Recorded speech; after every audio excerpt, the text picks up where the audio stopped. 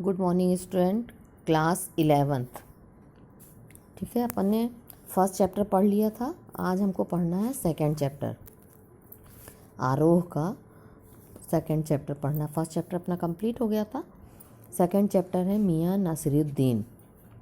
ठीक है, नसीरुद्दीन के बारे में इसमें बताया गया है कि मियाँ नसीरुद्दीन जो थे वो ख़ानदानी नानबाई बताए गए हैं। मियाँ नसीरुद्दीन का व्यक्तित्व कैसा था, उनकी रुचियाँ कैसी थीं, उनका स्वभाव कैसा था, ठीक है ना। और मियाँ नसीरुद्दीन अपने मसीहाई अंदाज में रोटी पकाने की कला और उसमें ख़ानदानी महारत को बताते हैं। वे ऐसे इंसान का भी प्रतिनिधित्व करते हैं जो अपने पेशे को कला का दर्जा देते हैं और करके सीखने को असली हुनर मानते हैं। इस कहानी में ये बताया गया है कि नसीरुद्दीन जो हैं वो कहते हैं कि मैं हूँ तो ख़ानदानी, मतलब जैसे कभी कोई कोई बिजनेस होता है कि पिता से बेटे को, फिर बेटे से बेटे को, ऐसे ट्रांसफ़र होते हैं ना, जो हमारे ख़ानदानी बिजनेस होते हैं जो पीढ़ी दर पीढ़ी चलते जाते हैं। कुछ ऐसे हमारे व्यापार होते हैं, है ना। तो उनको तो उसमें महारत हासिल थी, किंतु उन्होंने क्या बताया कि अपने अंदाज को थी रोटी बनाने का उनका एक बिजनेस था और वो उसमें उन्होंने महारत हासिल कर ली थी। महारत माने योग्यता हासिल कर लेना, ठीक है ना। किसी चीज़ में एक कोई कार्य होता है कि हाँ हमको ये कार्य करना है, तो हमने वो काम किया लेकिन उसमें हमारा मन नहीं लगा। और किसी कार्य को हम जब करते हैं मन, तो उसमें मन लगा कर करते हैं। मान लीजिए पेशे से हम दर्जी हैं या दुकानदार हैं और हमारी वो दुकान चल रही है, अब पीढ़ी दर पीढ़ी हमें उसे चलाना है, तो हम उसको, अच्छा भाई हमारे पिताजी की दुकान है तो चलो भाई हमको तो देखना ही है, उनका व्यापार है, उनका बिजनेस है। फिर आपके बेटे ने सोचा अच्छा चलो ठीक है, हम जॉब भी करते रहें, साइड में ये देखते रहें। तो वो क्या है, वो आपने एक तरह से उस बात को टाल दिया है ना, उसमें आपने मतलब मन नहीं लगाया।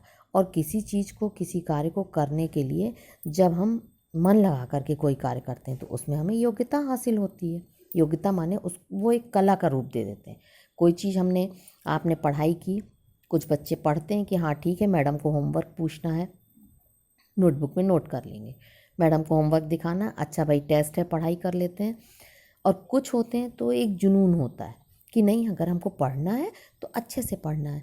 मम्मी देखें, पापा देखें या हमारे टीचर देखें, ये सोच के हम पढ़ाई नहीं करते हैं। तो हमें पढ़ने का मतलब ये है कि हमने ये चीज़ पढ़ी तो वो हमें पूरी तरह से समझ में आ गई, उसमें हमने योग्यता हासिल कर ली, है ना। तो जब हम उसमें किसी चीज़ को कला की दृष्टि से और अच्छा कि भाई अगले ने अगर एक आंसर पढ़ा तो हम और अच्छा आंसर लिखेंगे, फिर उसमें हैंड राइटिंग भी हमारी अच्छी होगी, तो इससे हम क्या होता है, अपना एक हमारा अलग अंदाज हो जाता है। और जब हम कला की दृष्टि से किसी कार्य को करते हैं तो उसमें हमारा अधिक मन लगता है, खुश होकर करते हैं। सपोज़ आप लोग फिल्म देखने जाते हैं, उसको आप लोग मन लगा के देखते हैं तो 3 घंटे आप बोर नहीं होते। क्लास में आप 30 मिनट भी अगर पढ़ाई कर लेते हैं लगातार तो आप वहाँ बोर होने लगते हैं। क्यों? कारण इसलिए कि हम वहाँ मन नहीं लगाते, वहाँ हमारा मन नहीं लग रहा है।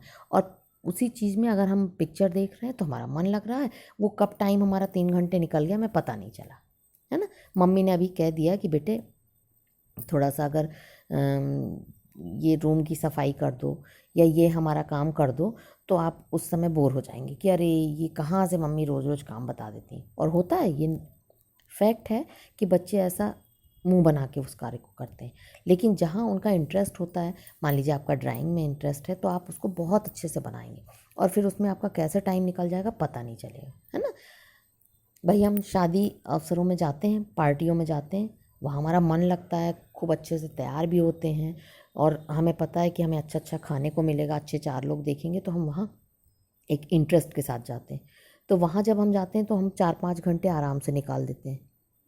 ठीक, किसी के शोक सभा में जाते हैं, डेथ में जाते हैं, तो अगर मान लीजिए कहीं कंडोलेंस में हमें खड़े होना हो तो वहाँ 5 मिनट में हमें घबराहट होने लगती है कि अरे कब तक ऐसे शोक सभा में बैठे रहें, क्योंकि वहाँ हमारा मन नहीं लगता है। तो रीज़न ये है कि हम कोई भी कार्य करें उसे कुल मिलाकर के कला की दृष्टि से करें कि ये हमारी कला है, इसको हमें और भी अच्छा बनाना है, अपने हुनर को आगे बढ़ाना है और हमें इसमें सीखना है।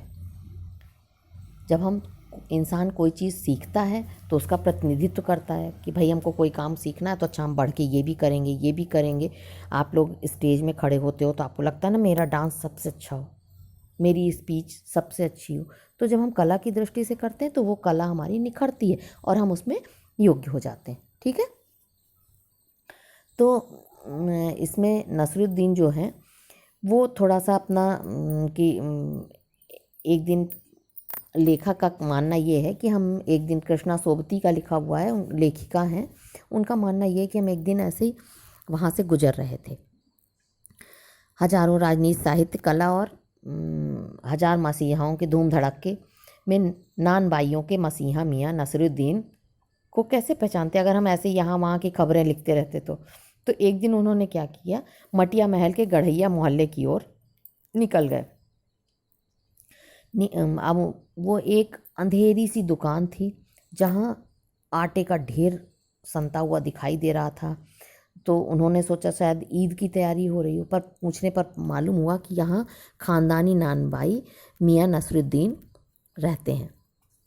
मियाँ मशहूर हैं क्योंकि वो 56 किस्म की रोटियां बनाने की कला में माहिर थे। 56 प्रकार की रोटियां बनाते थे। अब रोटी जैसे भाई कभी बेसन की रोटी बनती है, कभी मक्के की, कभी चने की, कहीं आटे की, कहीं पतली रोटी, कहीं रुमाल मोटी रोटी, इस ढंग से बनती। तो उस प्रकार से वो 56 प्रकार की रोटियों बनाने की कला में माहिर थे। थोड़ा उन्होंने अंदर देखा तो मियाँ जी आराम से चारपाई पर बैठे बीड़ी पीते हुए उसका मज़ा ले रहे थे। आँखों, उम्र उनकी ज़्यादा थी, आँखों के नीचे कालिख आ गई थी, हैं, पर अपने कारीगरी तेवर दिखा रहे थे। जैसे बैठ कर के कोई कमांड करता है तो वो उस ढंग से कमांड कर रहे थे अपने कर्मचारियों को कि ये ऐसा करो, ये ऐसा करो, है ना। और जैसे ही ये अंदर पहुंचते हैं मियाँ नसरुद्दीन के पास तो उन्होंने सर हिलाते हुए कहा, 5000 अंदाज से, मतलब अब थोड़ा इतराते हुए कि हाँ बोलो। थोड़ा वक्त निकालने को कहा तो कहिए आपको क्या पूछना है। उन्होंने उनकी ओर घूर कर देखा कि, तो सोचा कोई पत्रकार होगा, तो उन्होंने कहा कि अखबार पढ़ने वाले और अखबार छापने वाले, ये दोनों, अखबार बनाने वाले और अखबार पढ़ने वाले, दोनों को हम निठल्ला समझते हैं। क्यों? कारण कि भाई हमने कहीं से न्यूज़ ली और उठा करके पेपर में छाप दी। तो निठल्ला इसलिए कि उन्होंने उसमें कोई भी मेहनत नहीं की। हम काजी आदमी हैं और आपने किस लिए तकलीफ़ उठाया है, बताइए, आप हमसे क्या पूछना चाहते हैं। उन्होंने पूछा आप किस किस किस्म की रोटी पकाने का इल्म आपने ये कहाँ से हासिल किया, आपने, आपके अंदर इतने प्रकार की रोटियां बनाने का हुनर कहाँ से आया। तो उन्होंने अपने अंदाज में बोला कि देखिए, आप अगर किसी रफूगर के पास जाते हैं, रंगरेज के पास जाते हैं, तो भाई हम कोई काम, मान लीजिए कंप्यूटर वाले के पास गए, किसी कलर करने के पास गए, तो हम उससे पूछते हैं कि भाई तुमको क्या काम आता है, क्या आप हमें ये काम सिखाएंगे, आपसे ये काम आता है। तो यह तो आदमी सीखने जाता है, पर वो हमारे ख़ानदानी, ये तो हमारा ख़ानदानी पेशा है, तो यहाँ हम कुछ सीखने आए नहीं हैं। उन्होंने कहा ये आपने कहाँ से सीखा। तो जवाब देते हैं मियाँ जी कि वालिद उस्ताद से ही सीखा है। वालिद बोलते हैं हमारे जो बड़े होते हैं, हमारे पिता, है ना। तो हमने अपने उस्ताद से सीखा। और कोई पेशा अख्तियार करेंगे आप, कोई पेशा आप, हम घर से ना निकले कि कोई पेशा अख्तियार करेंगे। उन्होंने ये सोचा ही नहीं था कि ऐसा, हम बताया कि हम इससे नहीं निकले थे कि हम कोई धंधा चलाएंगे, पर हमारे ये पिता और दादाजी का ये हुनर था, तो हमको उनकी दुकान पर बैठना पड़ा, है ना। फिर हमने धीरे धीरे वहाँ एक भट्ठी लगा ली, उसमें थोड़ी प्रगति करते करते आज हम मशहूर हो गए। तो आपने ये सीख फिर अपने वालिद से ली है। नसरुद्दीन शाह ने जवाब दिया कि हाँ, शाह नहीं मतलब साहब ने, है ना, कि हाँ ये हमने अपने पितामह से सीखा है। पितामह में दादाजी से सीखा है ना। अब वो लगातार फिर उनसे प्रश्न पे प्रश्न किए जा रहे थे और जैसे ही प्रश्न पे प्रश्न करते रहे तो नसरुद्दीन मियाँ जी थोड़ा सा नाराज़ से हो गए। बोले कि ऐसा है कि ना कच्ची में बैठा, ना बैठा हुआ पक्की में, ना दूसरी में। अब तुम ही बताओ कि भाई उनका कहना था कि एक दूसरी पढ़ाई भी होती है, एक कला को भी ग्रहण करना एक ढंग की पढ़ाई ही है। तो कोई बच्चा मदरसे में भेजा जाता है, मदरसा मीन्स स्कूल, कोई स्कूल में भेजा जाता है। और तो मैं तो ना कच्ची में बैठा, ना पक्की में बैठा, ना किसी क्लास में, और जा बैठे तीसरी में। मतलब हमने ना तो फर्स्ट पढ़ाई की, ना सेकंड की पढ़ाई की, मैं तो सीधे थर्ड क्लास में, तीसरी क्लास में पहुंच गया। अब तीसरी क्लास माने अपने पिता का मैंने व्यापार संभाल लिया। हाँ, ये है कि यह व्यापार को हमने कला की दृष्टि से देखा और उसमें अपनी कला को निखारना सीखा। कुछ लोग जैसे हम बर्तन धोना ना सीखते, भट्टी बनाना ना सीखते, भट्टी में आग लगाना ना सीखते, तो फिर हम नानबाई का हुनर नहीं सीख पाते। नानबाई मतलब अगर हम ये सब स्टार्टिंग से कोई चीज़ नहीं सीखते तो हम आज इतने परफेक्ट नहीं होते रोटी बनाने में। हमने ये सब अपने बुजुर्गों के बादशाह की सलामत के लिए, कि मतलब उनका ये व्यापार चलता रहे और उनके नाम से हम जाने जाएं, तो हमने ये व्यापार अपना लिया है। फिर ऐसे उन्होंने अपना बताया कि हमने इस ढंग से व्यापार अपनाया है। तो आप ही बताइए, रोटी पकाने में झूठ का क्या काम है? अब इसमें झूठ से रोटी पकेगी क्या? फिर उन्होंने जवाब दिया कि क्या झूठ बोलने से रोटी पकेगी? नहीं पकेगी। तो इसमें झूठ का कोई काम नहीं है। मियाँ ने थोड़ी देर शांत हुए, फिर बोले कि हम अभी आते हैं, फिर आपको हम आपकी बात, आप थोड़ा जहमत कीजिए। जहमत माने रुकने का, यहाँ थोड़ा हमारा इंतज़ार करिए, फिर हम आते हैं। तो आपको जो पूछना होगा आप पूछिएगा, क्या पूछना चाहते हैं।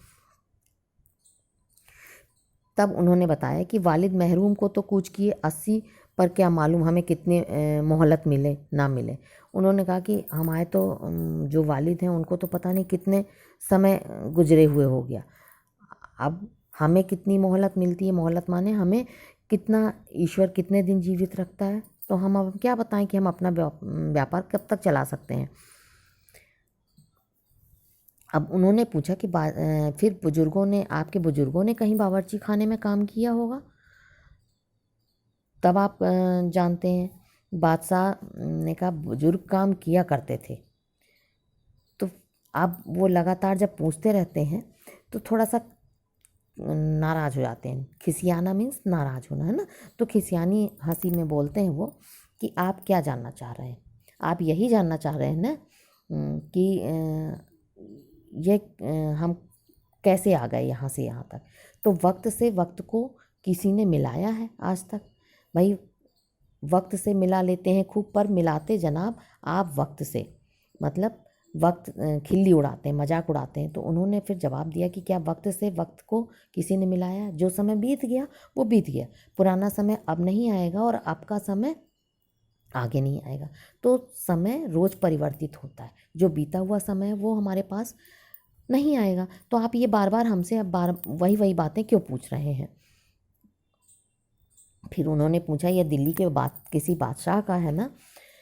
तो ये बादशाह, उनका नाम कौन नहीं जानता, जहाँपना बादशाह सलामत है। उन्होंने पूछा बादशाह सलामत है ही है ना? सलामत का ये आपने जो व्यापार चलाया है उन्हीं का है ना? तो कौन से बादशाह हैं? तब उन्होंने खींच कर जवाब दिया कि बहादुर शाह जफ़र। उलट पलट के वही बात क्यों आप मुझसे कर रहे हैं? बादशाह के नाम चिट्ठी रुका भेजें, मुझे ये कुछ भी नहीं पता। अब आप मुझसे फालतू की गिटर पिटर बातें ना करें। और वो अपने कारीगर से इतना कह कर के कारीगर से अपने बातें करने लगते हैं, जो उनके वहाँ लगे हुए हैं मज़दूर, उनसे बातें करने लगते हैं। और अंत में थोड़ा सा खींचने के बाद वो उनको जवाब देते हैं कि आप फालतू की बात हमसे ना करें, क्योंकि अगर हम किसी कार्य में दिलचस्पी नहीं लेंगे तो हम उसमें निपुण नहीं होंगे। तो उनकी पापड़ से ज़्यादा महीन होती है, महीन। उन्होंने घूर करके ऐसे जवाब दिया। इतना कहते ही एकाएक मियाँ की आंखों के आगे कुछ कौंध गया, मतलब थोड़ा सा धुंधलापन सा उन्हें दिखाई देने लगा। चिढ़ से गए और उन्होंने एक लंबी सांस भरी कि जैसे कई बार कोई बात हमसे कोई कुरेदता रहता है तो हमें पुरानी बातें याद आ जाती हैं ना, तो उन्हें कुछ थोड़ा सा ऐसे एक तस्वीर से अपने बुजुर्गों की कौंध गई। किसी गुमशुदा की याद को ताज़ा करने को कहा। उतर गए वे ज़माने। अब आप अगर गुमशुदा जो व्यक्ति गुम गया, जो चला गया, उसे आप याद करने को कह रहे हैं तो अब वो ज़माने चले गए। अब कद्रदान जो पकाने खाने की कद्र करना जानते थे, अब हमें केवल ये जानना चाहिए कि अब वो जो इसकी कद्र करते थे वो चले गए, लेकिन उनकी कद्र करने के लिए हमें अब उसको कला के माध्यम से उसमें दिलचस्पी लेकर के और उसमें निपुण होना है। तो अब आप यहाँ से साहब, ये तंदूर मैंने बहुत मजबूरी में अपनाया था, लेकिन बिना पढ़े लिखे थे। हाँ, उसमें हमने निपुणता हासिल की और आज हम मियाँ नसरुद्दीन के नाम से यहाँ ठाठ से बैठे हैं। मतलब हम आज एक कलाकार के रूप में बैठे हैं और हमने उसमें महारत हासिल कर ली है। ठीक है बच्चों, तो अब हमारा ये चैप्टर ख़त्म हुआ, क्योंकि इसमें नसरुद्दीन अपने तीसरी पीढ़ी को संदेश भी दे रहे हैं और अखबार नवीस को जवाब भी देते हैं। अखबार नवीस मतलब पत्रकार को जवाब भी दे रहे हैं, ठीक है ना। और ख़ानदानी उन्होंने अपनी तीसरी पीढ़ी में ख़ानदानी व्यवसाय को अपनाया और वर्तमान समय में वह उनका क्या बन गया, पारंपरिक व्यवसाय बन गया। ठीक है, तो मियाँ नसरुद्दीन का यह रोटी बनाने का पारंपरिक व्यवसाय हो गया, जिसमें वो 56 प्रकार की रोटियां बनाने लगे और उस कार्य में निपुण हो गए। ठीक है, ओके बच्चों, कल इसके क्वेश्चन आंसर पढ़ेंगे अपन।